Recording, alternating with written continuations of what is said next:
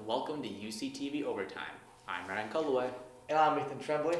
This semester we brought you the latest in UC's home sporting events and kept you up to date on all things athletics. This will be our final update for the spring 2021 semester. Congratulations to Dave Clausen, Brian Marcantonio, and Patrick Coughlin for being named the Empire 8 Coaching Staff of the Year for a second straight season for the men's golf team. Tuesday was a beautiful day for the men's golf team to compete in the Elmira College Spring Invitational.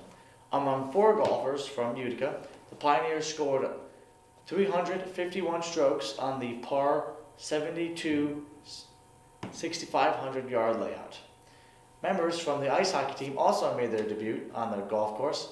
Freshman Blake Holmes demonstrated in 18 over par with a total of 90 strokes. On Tuesday, Utica came out on top over the St. John Fisher Cardinals in their baseball doubleheader. This is the first recorded win against St. John Fisher in baseball over the past 5 years. Griffin Bauer started off with a bang in the first 2 innings, pitching into 7 batters, helping to keep UC in the lead 2-0. The 9th inning finished with a compelling run made by Daniel Parslow, giving the Pioneers a hefty lead, the final score reading 8-2. The baseball team fell to St. John Fisher College in both games of the doubleheader on Saturday. In Game 1, the Pioneers jumped out to an early 1-0 lead after the top of the first. Joe Batista recorded his 26th RBI on the season on a single to center field, which brought home Sean Villegas. Unfortunately, the Cardinals exploded for 16 runs on 15 hits over the first 4 innings, pulled away to a 16-1 lead. This blow came in the 2nd inning when Fisher scored 9 runs by sending 13 players to bat. Batista, Villegas, David House, John Longretti, and John Sun were responsible for 5 hits for UC. The final score of Game 1 was 16-1 Fisher. To start the second game, neither team recorded a run through the first 3 innings of the game. Pioneers starter James Rochalab went toe-to-toe against R.J. Kurtz, one of the top pitchers in the conference. Rochalab was on a roll as he allowed just 1 hit and 1 walk while putting out 4 of the first 9 batters via the strikeout. UC's Ryan Cardone started the scoring in the top of the 4th with a 2-run home run, which is his first collegiate home run of his career. Just like Game 1, Fisher added more runs of their own on 2 home runs, making the score 5-2 after 4 innings.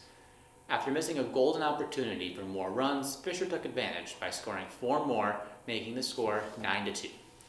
Michael Moutiner hit an RBI sacrifice fly in the 8th inning, while Jason Story added an RBI double in the 9th to make the final score of the game 9-4 Fisher. Ryan Cardone, Zach Kronk, and John Sun all recorded 2 hits at the plate, while Brendan Starnowski tossed a clean 1 2/3 innings performance and allowing no hits and runs while recording 1 strikeout. Wednesday, women's softball played a doubleheader against Russell Sage Gators for a split game in result. Sophomore Jordan Kant gave a standing lead for the Pioneers, putting them up 2-0. Later in the inning, Sarah Skronsky scored a triple near the left, bringing in 2 more runs, giving Utica a chance, the score being 8-4. This didn't slow Sage down. UC only scored 2 more runs, the final score reading 14-6. For the second game, the first inning started off with no team scores, but Sage took the board first. Opposite of the first game, Sage took the lead, but UC's Brooke Catlin brought in Stronsky and Emily Joss, putting UC on the board. Going into the 5th inning, UC took the lead. Josh made a solid breakaway for the Pioneers, but the Gators kept them within reach. This game was a heartbreaking loss for UC, with the final score reading 6-4 in favor of Russell Sage. The sophomore team took on Hatton in a thrilling doubleheader on Saturday. UC won 1 but lost in Game 2. UC came out with a 2-1 victory in Game 1. In the low-scoring game, it was a pitcher's duel between Jordan Conti and Hatton's Kaylee Loomis. UC took the lead in the first inning as Sarah Skronsky hit Catlin home on a double for a 1-0 lead. The game was at a stalemate going into the 7th. Bailey McConaughey hit a fly ball which was mishandled by Hatton's left fielder. With the ball taking off towards the back wall, Madison Akats turned down the Jets and made the turn home to go to home plate. This was a winning rock in one for a walk-off fashion. Kant was able to complete the game with a two-hitter, and she struck out one batter. The outfielders had her back by only making one error and played sharp defense. Utica lost in the much higher scoring Game 2. The score was a combined 15 runs with Houghton bringing in 9 to Utica's 6. Joss went 3 for 4 with a 6-inning home run along with a double and 3 RBIs. Brooke Catlin went 2 for 4 with a pair of runs scored and another pair driven in. Erica Sanford went 2 for 3 with 1 run scored, and Bailey McElwain went 2 for 4. In the early rounds, UC led the game 3-0. Joss doubled to bring in Catlin in the first. Then Catlin got a hold of one and ripped a single to left field, which brought in Sanford and Duvall in the second. Unfortunately, Houghton scored the next 7 runs, taking a 7-3 lead. Utica tried to gain some momentum in the fourth as Abigail Finch scored on an error. Then out of nowhere, Joss released another RBI double to bring Catlin home. Emily Joss was the last one to score for UC on a solo home run to left field. Sadly, it was not enough, as Houghton took the game by a score of 9-6. Last Tuesday, the Utica women's lacrosse team made history with their first ever home playoff game. In this game, they faced against Cayuga College. Utica was able to run away with the game very early on by scoring 14 goals in the first half and keeping the Wolves to only 3. Going into the second half of the game, the Pioneers kept up their impressive defense by only allowing 1 goal in. Utica slowed down a little in the second in the offense with only 6 goals.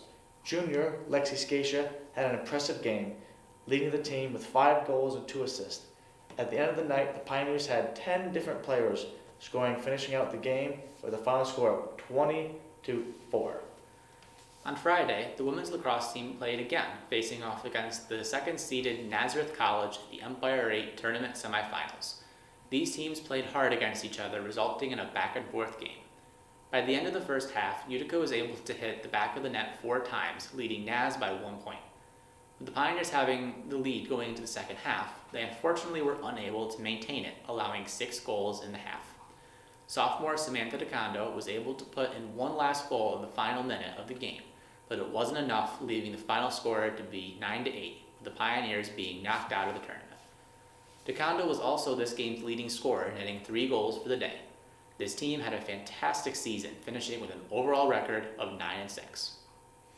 Despite the rainfall yesterday afternoon, the Pioneers women's track team was in Cortland for the Cortland Conference Qualifier. Utica took home the trophy in 5 events, moving on the Empire 8 Championship this weekend. For the women, Kelsey Wands soared into straight win in the long jump, leading in at 5.50 meters. During the 1500, Elizabeth Darling made a breakaway for UC, claiming 10th place with a time of 5 minutes 31 seconds. Highlighting the men's competitions, starting off with the 100-meter dash, both Dejan Richards and Josh Washington was within 11 seconds. Zarel Wright finished the men's triple jump in second place with a distance of 12.95 meters. Justin Valentine ended in third for the 400 hurdles at 1 minute and 1 second. Saturday, the tennis team traveled to play against Alfred University in an unfortunate loss, 8-1. Junior Austin McGrain won his singles match against Isaac Little with an outstanding landslide, 6-3 and 6-1. Unfortunately, Utica fell to St. John Fisher College in a men's tennis match on Sunday. The season concluded in a loss of 5-4, sending St. John Fisher into the Empire 8 Conference Tournament on a 2-game winning streak. After taking an 8-6 win in the first doubles, the second doubles took an 8-2 loss and another loss in the third doubles. The Pioneers continued on to take a 4-2 lead in singles play. UC will still make it into the Empire 8 tournament as they take on the Alfred Saxons again for the first round of the Empire 8 Conference Tournament. This week will be another action-packed week for the Pioneers. Today, the men's golf team will be home taking on SUNY Delhi Broncos. On Tuesday, the baseball team will be taking on the Keuka Wolves here at UC. Game time is set for 2 p.m. Wednesday brings more action with the men's baseball team, but this time they play a doubleheader against the Elmira Soaring Eagles. Game time is scheduled for 1 and 3 p.m. Tennis will be fighting for the win during the Empire 8 first round match at Alfred. Game time is to be determined. On Friday, the men's and women's track team will be on the road at St. John Fisher College. Times for these meets are to be determined. Saturday is more exciting as multiple sports teams are in action. The men's and women's track teams will continue to be competing at St. John Fisher College at times that are still yet to be determined. Softball will be traveling to Cayuga College to take on the Wolves at a time that is to be determined. Baseball will also be on the road taking on Houghton College. The time for this game is scheduled for 1 p.m. To close out the week, the baseball team will be traveling back to Elmira College. This game time is scheduled for 1 p.m. And that is going to wrap up today's showing of UCTV Overtime. And also for the rest of the semester. Good luck to all of those who are finishing up their season, and you can still continue to watch all the competitions on our website at ucpioneers.com. Thank you all for tuning in, and always remember to Fear the moose.